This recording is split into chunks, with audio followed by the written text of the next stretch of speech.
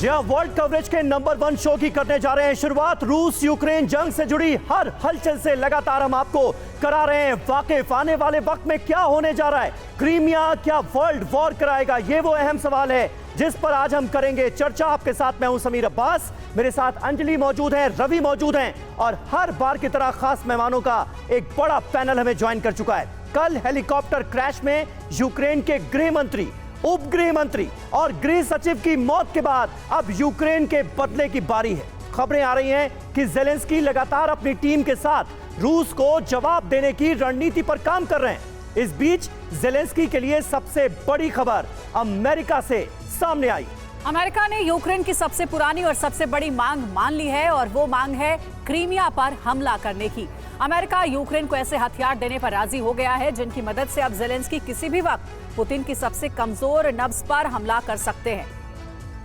क्या है इसके मायने और अब इसके आगे क्या हो सकता है, आज हम आपको इसी विषय से जुड़ा हर पहलू बताने और दिखाने की कोशिश करेंगे। लेकिन इस बीच बड़ी खबर यह है कि रूस और यूक्रेन की जंग के बीच एक बड़ी खबर आ रही है। अमेरिका ने ज़ेलेंस्की को क्रीमिया पर अटैक की हरी झंडी दे दी है। बाइडेन प्रशासन ने यूक्रेन को क्रीमिया पर हमले की इजाजत दी है। ज़ेलेंस्की ने हाइमार्स और MLRS के इस्तेमाल की अनुमति दी है। बाइडेन प्रशासन ने क्रीमिया पर अटैक के लिए सैन्य मदद की मांग मान ली है। बड़ी खबर वॉर जोन से। इस खबर के क्या मायने हैं और अगर ये हमले होते हैं तो क्या विश्व युद्ध निश्चित हो जाएगा, ये तमाम सवाल अब उठने लगे हैं। लेकिन इतना जरूर है कि जिस बात का डर था वो अब सामने आता नजर आ रहा है। क्रीमिया पर अगर यूक्रेन के प्रभावी हमले होते हैं तो उसके नतीजे भी बड़े गंभीर साबित होंगे, ये तय है। बिल्कुल, बारूदी प्रलय वाया क्रीमिया, क्या इसके आसार बनते हुए नजर आ रहे हैं। ये देखिए, यूक्रेन को अमेरिकी इजाजत मिल चुकी है और कहा यह जा रहा है कि अमेरिका ने ग्रीन सिग्नल दे दिया है क्रीमिया पर हमले के लिए। यूक्रेन से क्या बाहर निकलेगी रूस की सेना, यह एक बड़ा सवाल है। यूक्रेन क्रीमिया पर क्या वाकई अटैक कर देगा, हमला बोल देगा और गृह मंत्री की हत्या का बदला लेगा, क्योंकि गृह मंत्री की मौत को लेकर यही तो कहा जा रहा है ज़ेलेंस्की की तरफ से कि इसके पीछे बड़ी साजिश है। रूस एटमी वेपन के इस्तेमाल की आशंका रूस की तरफ से है। अमेरिकी वेपन से हमला होगा, यूक्रेन को अमेरिकी वेपन्स मिलेंगे और उसके जरिए इन हमलों को अंजाम दिया जाएगा, इसके आसार हैं। लेकिन रूस क्या करेगा, क्या अब रूस के निशाने पर अमेरिका भी होगा, क्योंकि अमेरिका ऐसा लगता है सीधे इन्वॉल्व होता हुआ नजर आ रहा है इस जंग में। अमेरिका को डर दरअसल है क्या, ये देखते हैं। पहले भी अमेरिका को कड़ी चेतावनी दे चुका है रशिया। यूएस पर यूक्रेन को हमले के लिए उकसाने का आरोप अमेरिका पर लगातार लग रहा है। डर कर अमेरिका ने यूक्रेन को सख्त हिदायत दी थी, रूस के अंदर अटैक ना करने की हिदायत दी गई थी, रूस में अमेरिकी वेपन इस्तेमाल ना करने को कहा गया था। लेकिन अब हालात बदलते नजर आ रहे हैं अंजलि। जी हाँ, हालात बदल गए हैं और क्या अब पुतिन का गुस्सा और भड़क सकता है, क्योंकि अब अमेरिका की सीधी एंट्री हो गई है क्रीमिया पर अटैक को दिए गए मंजूरी के बाद। देखिए, वॉशिंगटन में रूसी राजदूत अनातोली एंटोनोव ने एक बयान दिया है। ये बड़ी खबर है, कीव को रूस में अटैक के लिए उकसा रहा है अमेरिका, ये कहा है एंटोनोव ने। यूएस ने कीव को क्रीमिया पर अटैक की परमिशन दे दी है और ये सीधे तौर पर अमेरिका की उकसावे वाली कार्रवाई है।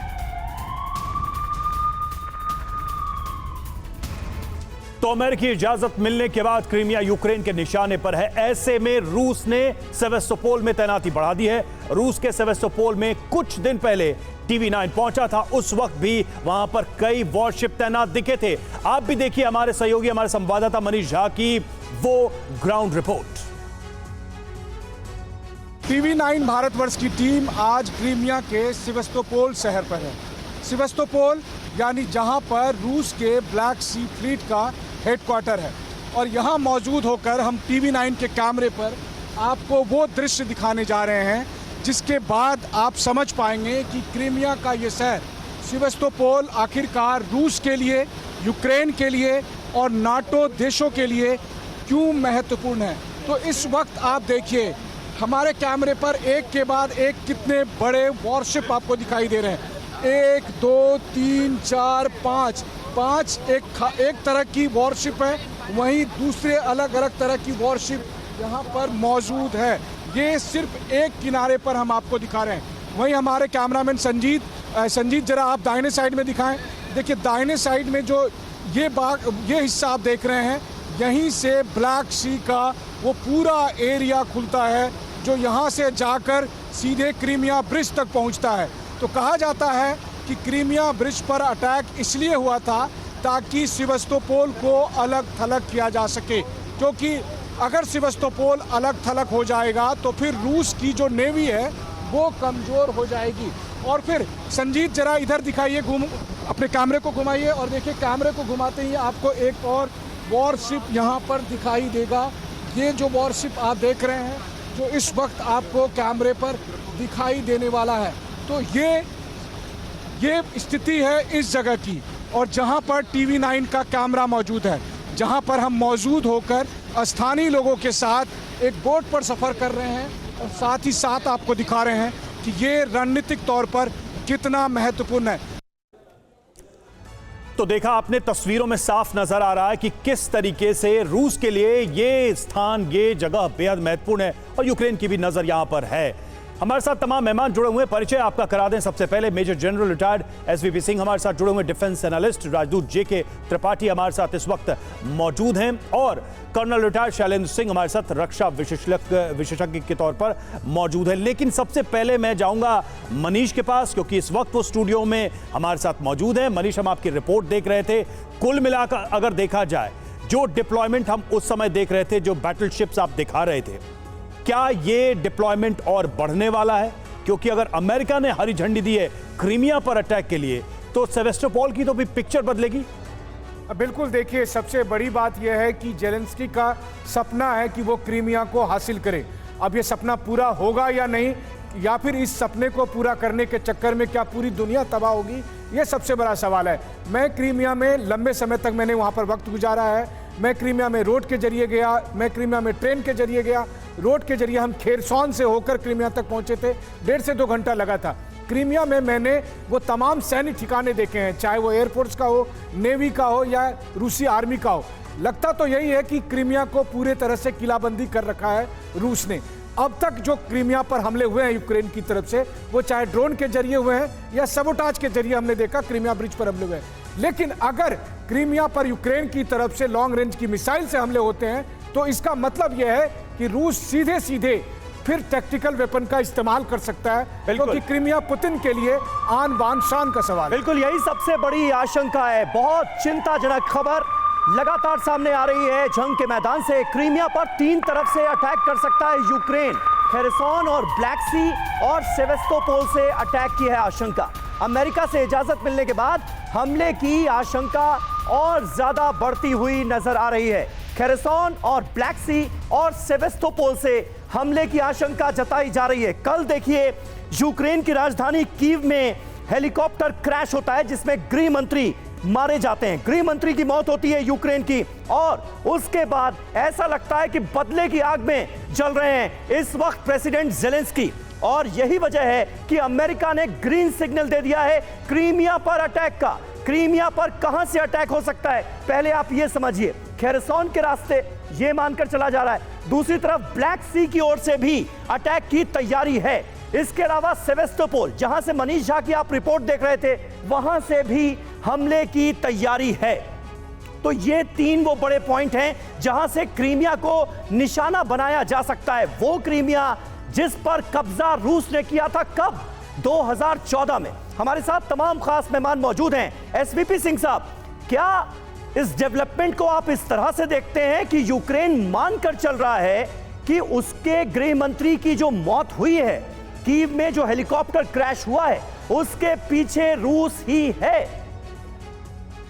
समीर, इस समय ये प्रीमेच्योर होगा कि हम रूस के ऊपर ब्लेम लगाएं, क्योंकि कोई ऐसी रिपोर्ट ना कि यूक्रेन, खास करके जेलेंस्की की स्टेटमेंट या किसी भी देश की आई है कि रूस के ऊपर उन्होंने आरोप लगाया है।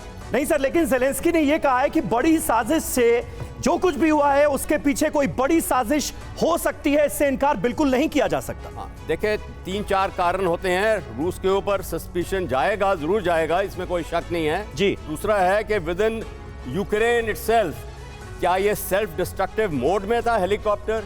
ये पायलट्स को पायलट्स का क्या मोटिवेशन था? ये सारी जांच में पता लगेगा कि क्या है, और पता लगेगा कि ये इसकी मशीन की मेंटेनेंस, इसकी मशीन फटीग क्या थी। कहीं ना कहीं इस पूरी घटना को रूस से ही जोड़कर ज़ेलेंस्की देख रहे हैं, तभी क्रीमिया पर नए अटैक की प्लानिंग के लिए अमेरिका से ये क्रीमिया का तो इसका ना बहुत पहले से चल रहा है कि क्रीमिया पे अटैक करेंगे, पर उसको फोर्स लेवल्स चाहिए, फोर्स लेवल चाहिए, मैन पावर के तौर पे फोर्स लेवल उसको चाहिए, इक्विपमेंट, आर्म्स एंड एम्युनिशन के ऊपर कुछ भी देगा जो जिसकी आप बात कर रहे हैं। आपके पास लौटेंगे। देखिए एक और बड़ी खबर है, एक रिपोर्ट दरअसल आपको हम दिखाने वाले हैं। क्रीमिया ब्रिज पर पहले भी यूक्रेन हमला कर चुका है, ऐसे में एक बार फिर रूस की तरफ से क्रीमिया ब्रिज की सुरक्षा बढ़ा दी गई है। जिस वक्त क्रीमिया ब्रिज पर अटैक हुआ था उसके कुछ दिन बाद TV9 भारतवर्ष वहां पहुंचा था। आप भी देखिए उस वक्त की ये ग्राउंड रिपोर्ट। क्रीमिया ब्रिज के पास एक के बाद एक वॉरशिप का गुजरना जारी है। हैरानी की बात यह है कि इस वक्त क्रीमिया ब्रिज की सुरक्षा के लिए रूस की नेवी ने अपने कई इंपॉर्टेंट वॉरशिप को लगा रखे हैं। और आप देखिए TV9 के कैमरे पर, इस वक्त देखिए TV9 के कैमरे से मैच कुछ 100 मीटर की दूरी पर गुजरते हुए रूस के ब्लैक सी नेवल फ्लीट का एक इंपॉर्टेंट वॉरशिप जो इस वक्त आप देख रहे हैं। अभी थोड़ी देर पहले हमने एक वॉरशिप को यहां से गुजरते देखा था, और अब ये दूसरा वॉरशिप जो मेरे कैमरे पर यहां दिखाई दे रहा है। और आप देखिए कि इस वक्त मैं साफ तौर पर उस वॉरशिप में जो मौजूद एक चीजें हैं उसको देख पा रहा हूं। और आप देखिए कि इतने करीब से गुजरते हुए रूस का ये वॉरशिप, और इसकी जिम्मेदारी है क्रीमिया ब्रिज की सुरक्षा करना। तो क्रीमिया ब्रिज की सुरक्षा के लिए आखिरकार पुतिन ने वॉरशिप को क्यों तैनात कर रखे हैं? आखिरकार क्यों नेवल फ्लीट के वॉरशिप यहां आसपास मंडरा रहे हैं? एक के बाद दूसरा हर आधे घंटे में एक वॉरशिप यहां से क्यों गुजर रहा है? क्या रणनीति बन रही है? क्या रूस किसी नए हमले की योजना बना रहा है, या फिर अब क्रीमिया ब्रिज की सुरक्षा ये वॉरशिप की जिम्मेदारी दी गई है ताकि वो लगातार इस बात की निगरानी करें कि चाहे आकाश से आए या फिर पानी के अंदर से आए, तो क्या समंदर के अंदर भी अब रूस ने अपने सबमरीन पनडुब्बियों को यहां पर लगा रखा है? क्या वॉरशिप के जरिए वो ये भी देखने की कोशिश में है कि कहीं जो यूक्रेन को पेंटागन ने अनमेन्ड अंडर वाटर व्हीकल दिया था, कहीं उसको पकड़ने के लिए और इस तरह का कोई भी हमला नाकाम करने के लिए तो नहीं वॉरशिप लगा रखे हैं? क्योंकि आप देखिए ये वो क्रीमिया ब्रिज है जहां पर कि हमला हुआ था, जिससे टारगेट किया गया था, और आने वाले समय में यूक्रेन या नाटो की ताकतें फिर से हमला करने का दुस्साहस कर सकती है। मेरे ठीक पीछे में देखिए, एकदम मेरे पीछे से ये वॉरशिप गुजर रहा है, और ये वो तस्वीरें हैं जो मुझे भी अब सोचने को मजबूर कर रही है कि आखिरकार प्रेसिडेंट पुतिन का अगला कदम क्या होगा। क्या क्रीमिया ब्रिज के आसपास वॉरशिप की तैनाती महज क्रीमिया ब्रिज की सुरक्षा के मकसद से रखा गया है, या फिर रूस को इस बात की आशंका है कि क्रीमिया ब्रिज पर अब समंदर के अंदर से भी हमला हो सकता है? तो देखिए हमारे सहयोगी मनीष झा की ग्राउंड रिपोर्ट आपने देखी सीधे क्रीमिया ब्रिज के ठीक पास से। फॉर्मर एम्बेसडर त्रिपाठी साहब भी हमारे साथ चर्चा में शामिल हैं। त्रिपाठी सर, अमेरिका का इन्वॉल्वमेंट तो शुरुआत से ही था इस वॉर में, लेकिन क्रीमिया ब्रिज पर जिस नई स्ट्रैटेजी के साथ अटैक की प्लानिंग यूक्रेन करने में लगा है, और उसके लिए उसे अमेरिका की परमिशन चाहिए थी। अब अमेरिका ने जो परमिशन दी है, क्या ये पुतिन के गुस्से को और भड़काने वाला है? अमेरिका के खिलाफ कोई स्टेटमेंट आएगा, कोई बयान या किसी तरीके के हमले की उम्मीद रखें? देखिए मेरे ख्याल से परमिशन से इतना कुछ खास नहीं होने वाला है, क्योंकि परमिशन से ज़्यादा जिस चीज़ को पहले भी टैसिट परमिशन तो थी, परमिशन से ज़्यादा लेकिन परमिशन ये नहीं बताता है कि अगुआ जो है वो लीडर अमेरिका है इस पूरे वॉर का। बिल्कुल, लेकिन परमिशन से ज़्यादा जो चीज़ यहाँ पर इम्पॉर्टेंट है वो ये है कि क्या यूक्रेन को अमेरिका ने ऐसे हथियार दिए हैं जो कि रूस में या क्रीमिया में वार कर सके। पहले तो वार किया था पुल पे, लेकिन उससे ज़्यादा इंटेंसिटी से वार कर सके, क्योंकि अब रूस भी ब्रिज को और क्रीमिया को सुरक्षा करने में ज़्यादा सावधानी से लगा हुआ है। तो आप कह रहे हैं कि सर समर्थन है लेकिन हथियार नहीं है? समर्थन है लेकिन हथियार नहीं उस तरह के नहीं है। ठीक है। और देखिए यूक्रेन को वेपन देने पर रूस की पश्चिमी देशों को चेतावनी, जो बात हम कर रहे थे उसको लेकर रूस की तरफ से भी लगातार वार्निंग सामने आती रही है, फिर से आई है। वॉशिंगटन में रूसी राजदूत अनातोली एंटोनोव का बयान सामने आया। यूक्रेन में रूस पश्चिमी देशों के हर हथियार को नष्ट कर देगा, कीव को मिले पश्चिमी हथियारों को तबाह करेगा रूस, इलाके में शांति के लिए हम हर तरह का एक्शन लेंगे। चलें सर, वही उसी बात को मैं आगे बढ़ाता हूं। तो फिर यूक्रेन कैसे करेगा भाई? लंबी दूरी के हथियार अमेरिका देगा नहीं, वो कहता है कि क्रीमिया पे तुम अटैक कर दो।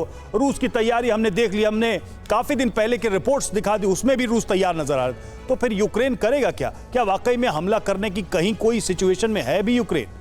देखिए, दो तीन बातें बड़ी क्लैरिटी से हमें समझना चाहिए कि अमेरिका आज मान रहा है कि यस हम परमिशन दे रहे हैं।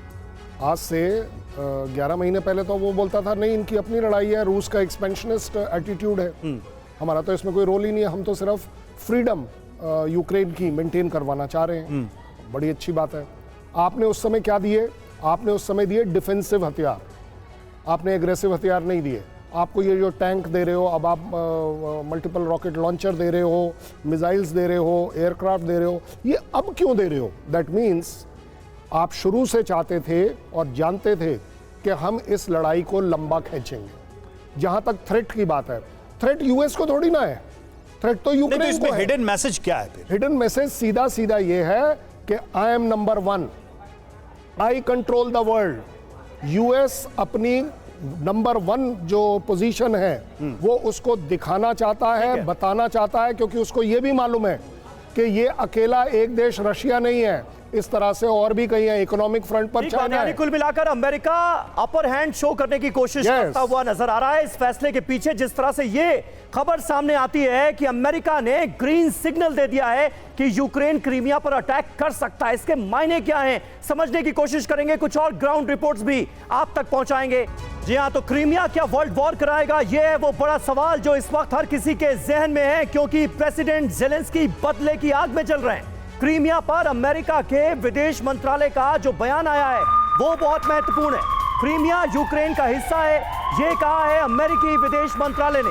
यूक्रेन को अपने इलाके की सुरक्षा का अधिकार है, ये बताता हुआ नजर आ रहा है दुनिया को America. We are providing Ukraine with the security assistance, the weapons and supplies it needs to defend its territory. To defend its territory against this Russian aggression, against these Russian invaders. Including Crimea? I'm sorry? Including Crimea? Crimea is Ukraine. We are, of course, not making targeting decisions on behalf of our Ukrainian partners. These decisions are up to them. But as you know, the United States and countries around the world have never recognized Russia's purported annexation of parts of eastern Ukraine or its purported annexation of Crimea. Crimea is Ukraine. That is not going to change.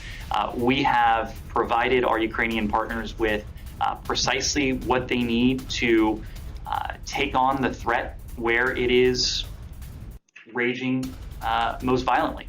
Right now, that is in the east, it's in the Donbass. This has been the case for some time, but as you track the provision of U.S. security assistance from well before February 24th, as we saw the potential storm clouds approaching, to the start of Russia's war on February 24th, you see the evolution going from the Battle of Kyiv, where Stingers and Javelins were in need and requested by our Ukrainian partners, to what we've provided in recent weeks and months. HIMARS, Bradley fighting vehicle. तो देखिए, अमेरिकी विदेश मंत्रालय का ये बयान हमने आपको सुनाया। और एक और बड़ी खबर इस बीच ये कि यूक्रेनी अटैक की आशंका के बीच क्रीमिया में बेखौफ है लोग। कड़कड़ाती सर्दी में समंदर में मस्ती करते दिखे लोग। सेवेस्तोपोल में प्रार्थना के बाद डुबकी लगाते नजर आए हैं लोग। ये देखिए, तस्वीरें आपको दिखा रहे हैं। क्रीमिया में कहीं भी लोगों के बीच में किसी तरीके के खौफ का माहौल नहीं है। हालांकि यूक्रेन अब क्रीमिया पर अटैक की नई तैयारी कर रहा है।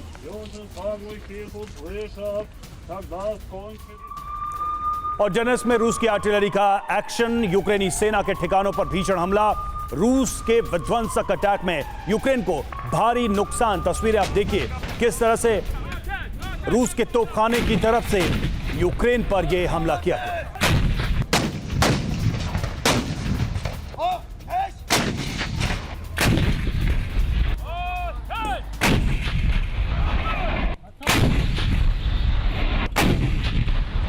तो रूस की तरफ से मॉस्को की सिक्योरिटी की तैयारी, मॉस्को को विस्फोटक कवच की वजह क्या है, जरा इसको भी हम समझे। रूस को कीव से ड्रोन अटैक का डर है। पहले भी कई किलोमीटर अंदर रूस में हमला हो चुका है। जेलेंस्की ने हेलीकॉप्टर क्रैश के पीछे जंग को वजह भी बताया है, यानी कि षड्यंत्र को कम से कम जेलेंस्की ने अभी तक खारिज नहीं किया है। बिल्कुल, और यूक्रेन का कब अटैक हुआ इस पर भी एक नजर डाल लेते हैं। 17 जनवरी ये वो तारीखें हैं जब यूक्रेन ने अटैक किया। सेवास्तोपोल पोर्ट पर ड्रोन अटैक हुआ। इसके बाद देखिए 17 जनवरी, 26 दिसंबर, 6 दिसंबर, 29 अक्टूबर और 8 अक्टूबर को तो क्रीमिया ब्रिज पर ही अटैक हुआ था, जिसके बाद व्लादिमीर पुतिन की जो नाराजगी थी, जो उनका गुस्सा था, वो 7वें आसमान पर पहुंच गया था। और एक बार फिर एम्बेसडर त्रिपाठी, निशाना बनाया जा सकता है क्रीमिया ब्रिज को। क्रीमिया पर हो सकता है बड़ा अटैक। अगर खुदा ना खास्ता ऐसा होता है तो फिर जंग किस तरफ चली जाएगी? क्या देखिए, अगर ऐसा होता है तो ये जंग निश्चित रूप से एस्केलेट होगी। और होगा क्या कि फिर रशिया जो है वो शायद यूक्रेन के पश्चिमी इलाके में, पश्चिमी बॉर्डर पे रहने वाले देशों में, जहाँ से सामान आता है मिलिट्री का, वहाँ पर रोड वगैरह को नष्ट करने की कोशिश करेगा। और इस तरह से ये जंग एस्केलेट तो हो जाएगी, लेकिन ये न्यूक्लियर वॉर में नहीं तब्दील। लेकिन सर, जब क्रीमिया ब्रिज पर इससे पहले यूक्रेन ने अटैक किया था, तब भी तो यही बातें कही गई थी कि रूस अब कुछ बड़ा करेगा, वर्ल्ड वॉर में तब्दील हो जाएगी ये जंग, लेकिन ऐसा कुछ तो हुआ नहीं। लेकिन देखिए, रूस ने बड़ा तो किया। रूस ने उसके बाद कीव पर हमले किए, खार्किव पे हमले किए। सर, इतने हमलों के बाद भी यूक्रेन का दम इतना ज्यादा बढ़ गया है कि एक बार फिर से क्रीमिया पर अटैक की वो सोच रहा है। ये भी बहुत बड़ी बात है। देखिए, एक और बड़ी खबर है, हेलीकॉप्टर क्रैश के बाद यूक्रेन का विध्वंसक बदला। रूसी सैन्य ठिकानों पर यूक्रेन ने मिसाइल दागी है। बाखमुट में रूसी ठिकानों को निशाना बनाया गया है। MLRS और हाइमर्स से किया गया है विध्वंसक अटैक।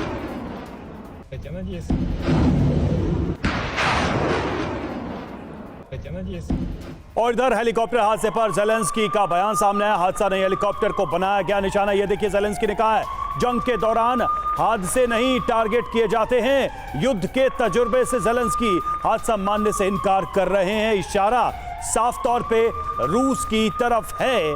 और ये जो बयान है, ये जो संकेत हैं, वो वाकई में क्या बहुत ही खतरनाक है, क्योंकि जेलेंस्की अगर ये बात कह रहे हैं और इधर अमेरिका की तरफ से उनके हर अगले मूव इंक्लूडिंग क्रीमिया को समर्थन मिल रहा है, तो क्या ये एक बड़े खतरे, बड़े युद्ध या फिर बड़े हमले के ये संकेत नहीं है? यही सवाल है कि हेलीकॉप्टर क्रैश क्या एन अटैक, यानी क्या इससे न्यूक्लियर अटैक का खतरा और बढ़ गया है आने वाले समय में? ये सवाल अब उठने लगे हैं। जेलेंस्की ने इसको बड़े स्पष्ट तौर पे कहा है और शक जताया। क्या जेलेंस्की को हेलीकॉप्टर क्रैश के पीछे रूस पर शक है? तो बयान कम से कम यही बता रहे हैं। क्या हेलीकॉप्टर की वजह से जंग और भयंकर होगी? निश्चित तौर पर अगर इस बात को जेलेंस्की विश्वास करते हैं तो यह युद्ध और भी खतरनाक हो सकता है। जेलेंस्की के आरोप के बाद रूस क्या करने वाला है वो हमें दिखने लगा है। रूस अपनी तैयारियां बढ़ा रहा है। मॉस्को की सिक्योरिटी तक को इंश्योर करने की कोशिश की जा रही है। तो जेलेंस्की के आरोप में दम कितना है,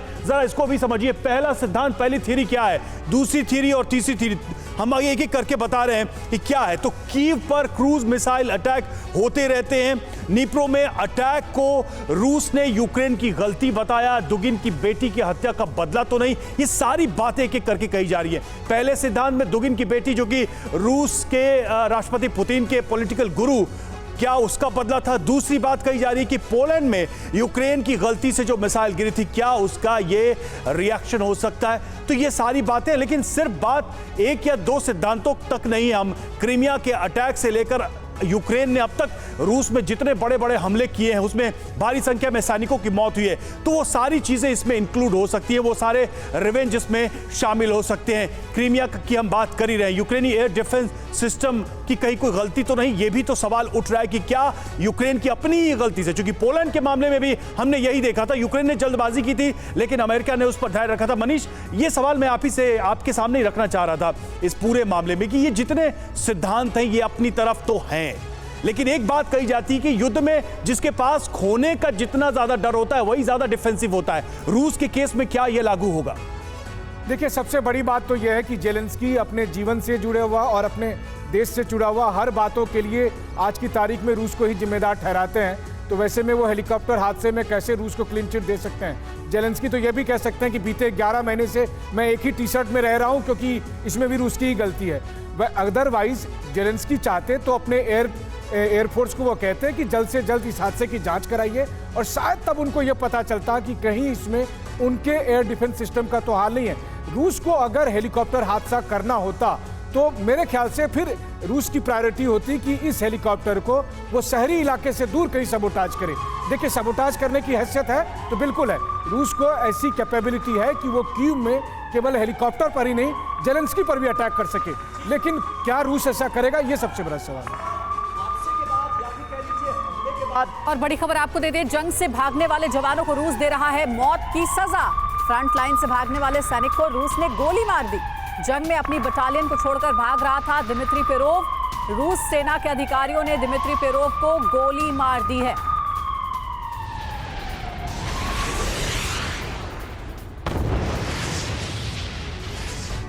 देखिए, ये बहुत ही बड़ी जानकारी सामने आई है कि रूस की ओर से अगर रूस के सैनिक युद्ध में नहीं जा रहे हैं या युद्ध लड़ने से इनकार कर रहे हैं तो फिर उन्हें मौत से कम कोई सजा नहीं, मौत की सजा दी जा रही है। ये बड़ी जानकारी सामने आ रही है। ऐसी खबरें भी लगातार सामने आती रही हैं कि लगभग 1 साल अब इस पूरे युद्ध को होने को है और ऐसे में जो रूस के सैनिक हैं उनका मनोबल लगातार टूट रहा है, वो हताश हो रहे हैं, निराश हो रहे हैं। और उसके बाद पुतिन का एक और फैसला आया था मोबिलाइजेशन का, जिसमें यह कहा गया था कि रूस में रहने वाले जो नौजवान हैं उनको युद्ध लड़ना होगा। इस फैसले के बाद हमने बड़े पैमाने पर माइग्रेशन भी देखा, तरह तरह की खबरें सामने आ रही हैं। लेकिन ये जो खबर है इसके बारे में आपको हम जानकारी दे रहे हैं कि आखिर वजह क्या है। रणछोड़ रूसी आर्मी, जंग लंबी होने की वजह से जो रूस की सेना है वो बेहद परेशान है, ये एक बड़ी वजह है। दूसरी बड़ी वजह ये कि यूक्रेन की तरफ से जो पलटवार हो रहा है उससे रूस की सेना के मनोबल पर बड़ा असर पड़ा है।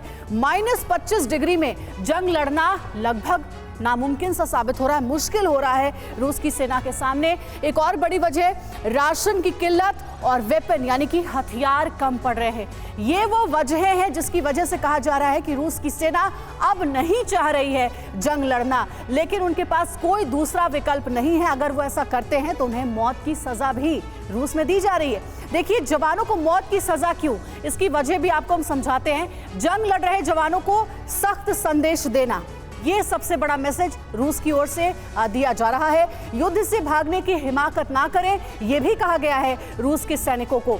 सेना में भर्ती का विरोध की हिम्मत ना हो और लामबंदी के फैसले को सफल बनाने की कोशिश।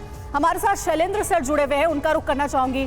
शैलेंद्र सर, अब ये हाल हो गया है, हालात यहां तक पहुंच गए हैं कि रूस के सैनिकों के पास कोई विकल्प नहीं है। अगर वो युद्ध लड़ने से मना करते हैं तो मौत तक की सजा उन्हें दी जा रही है।